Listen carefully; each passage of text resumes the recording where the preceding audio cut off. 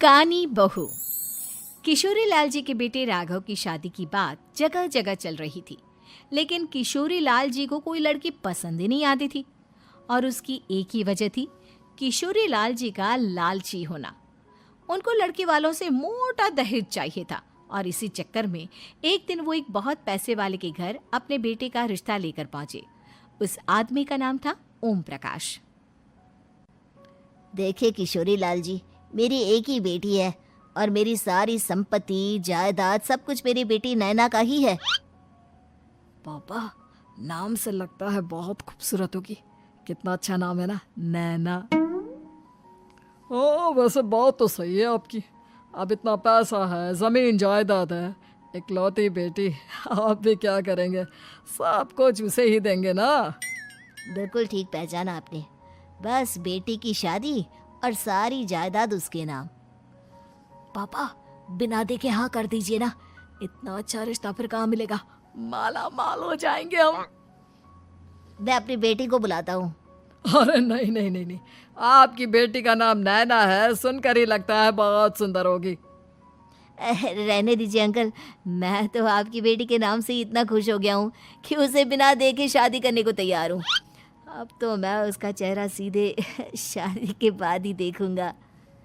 और इस तरह राघव नैना का चेहरा नहीं देखता और उससे शादी कर लेता है। शादी के बाद अपनी सुहाग रात पर जब राघव नैना का घूंघट उठाकर देखता है तो नैना की आंखें बंद थी।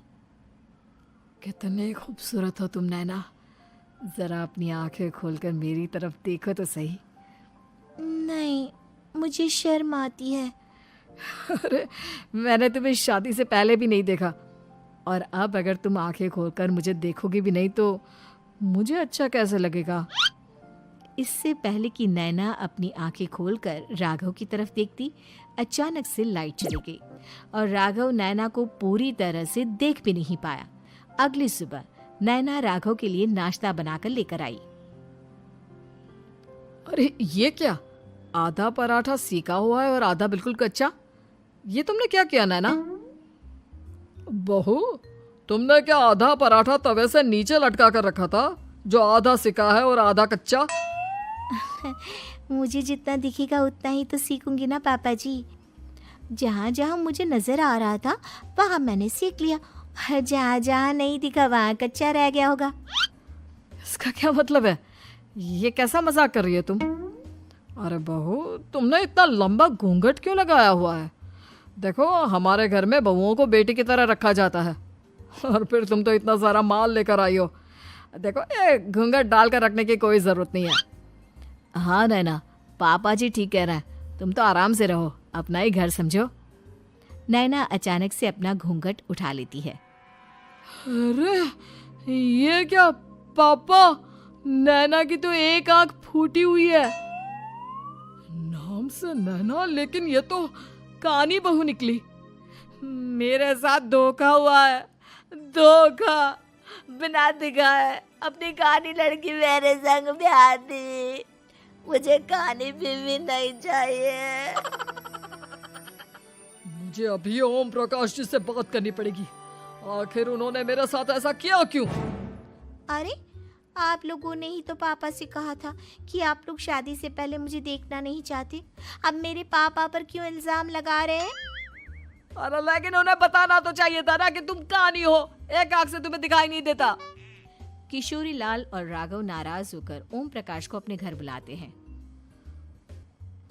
पापा जी, ये आपने क्या किया? शादी से पहले बताया क्यों नहीं कि नैना की आंखों में परेशानी है? अरे, आप ही ने तो लड़की देखने से मना कर दिया था। और लेकिन आप बता तो सकते थे। आपको तो हमारी बेटी की प्रॉपर्टी चाहिए थी, वो भी पूरी की पूरी। अब क्या हुआ अगर उसे आधा दिखाई देता है? प्रॉपर्टी तो आपको पूरी मिल गई ना। अरे ये क्या बात हुई? मेरी शादी प्रॉपर्टी से नहीं, आपकी बेटी से हुई है। अब ये तो पहले सोचना चाहिए था, तब तो मेरी प्रॉपर्टी देखकर तुम्हारी जुबान लप लपा रही थी। लेकिन मैं कानी लड़की को अपनी बीवी बनाकर नहीं रख सकता। पापा, कुछ करिए ना आप। हाँ, करता हूँ। देखिए ओम प्रकाश जी, आप हमारे साथ ऐसा नहीं कर सकते। और तुम देखो, अगर तुमने मेरी बेटी से शादी तोड़ी ना, तो जो भी प्रॉपर्टी मैंने तुम्हें दी है वो तो पूरी की पूरी वापस ले ही लूँगा, और आधी प्रॉपर्टी तुम्हारी भी लूँगा। अरे मेरी आधी प्रॉपर्टी भला क्यों लेंगे आप? इसलिए क्योंकि मेरी बेटी को आधा नजर आता है और उसकी नज़र अभी तक तुम्हारी आधी जायदाद पर ही पड़ी है। अब तुम उसे घर से निकालोगे तो कुछ तो लेकर जाएगी ना। और अगर हम आपकी बेटी को अपने घर की बहू बना कर रखे तो? तो तुम्हारी पूरी प्रॉपर्टी तुम्हारी ही रहेगी, और जो मैंने तुम्हें दिया है ना, उसमें से बस मैं आधा लेकर जाऊंगा। अरे लेकिन अब आप अपनी दी हुई प्रॉपर्टी में से आधी वापस क्यों लेकर जाएंगे? अगर मैं आपकी बेटी को अपनी पत्नी बनाकर रखने को तैयार हूं तो? इसलिए ताकि भविष्य में अगर तुम मेरी बेटी को धोखा दो तो उसके पास कुछ तो रहे जो पति का हो। वैसे मेरे पास तो बहुत कुछ है, लेकिन अपने पति की कोई निशानी तो उसके पास होनी चाहिए ना।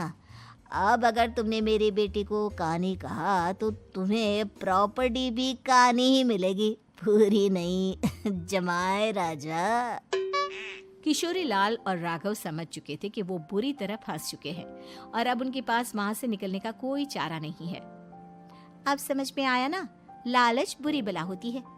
एक तो तुम्हें प्रॉपर्टी मिली, ऊपर से बीवी मिली, उसमें तुम्हें नखरे भी दिखाने हैं।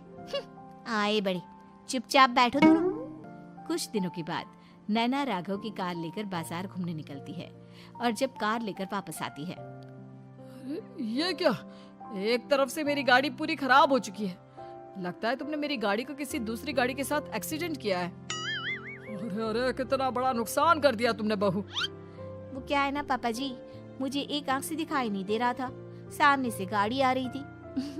मुझे तो सिर्फ आधा ही दिखाई दिया और वो गाड़ी मेरी कार से रगड़ते हुए निकल गई। अब मैं क्या करूं बताओ? आप इसे ठीक कराने के पैसे कौन देगा? तुम्हारे पापा? तुमने मुझसे इस तरह से बात की? अभी रुको। नैना राघव की शिकायत ओम प्रकाश को कर देती है। देखो राघव, अब जो मेरी आधी प्रॉपर्टी तुम्हारे पास थी ना, उसमें से आधी और मैं लेकर जाऊंगा, क्योंकि तुमने मेरी बेटी को डांटा। अरे नहीं नहीं पापा जी, गलती हो गई, माफ कर दो। गलती की तो कोई गुंजाइश ही नहीं। अगली बार मेरी बेटी को डांटा तो बची हुई आधी में से आधी और ले जाऊंगा। लालच के चक्कर में हम दोनों ने बहुत बड़ी गलती कर दी बेटा। एक तो तुम्हें कानी बहू मिली और ऊपर से जो माल मिला वो भी काना। इस तरह राघव की हर एक गलती पर ओम प्रकाश उसकी प्रॉपर्टी का आधा आधा हिस्सा लेकर अपना सारा माल वापस ले गया और राघव को कानी बीवी से काम चलाना पड़ा। भाई लालच वाकई में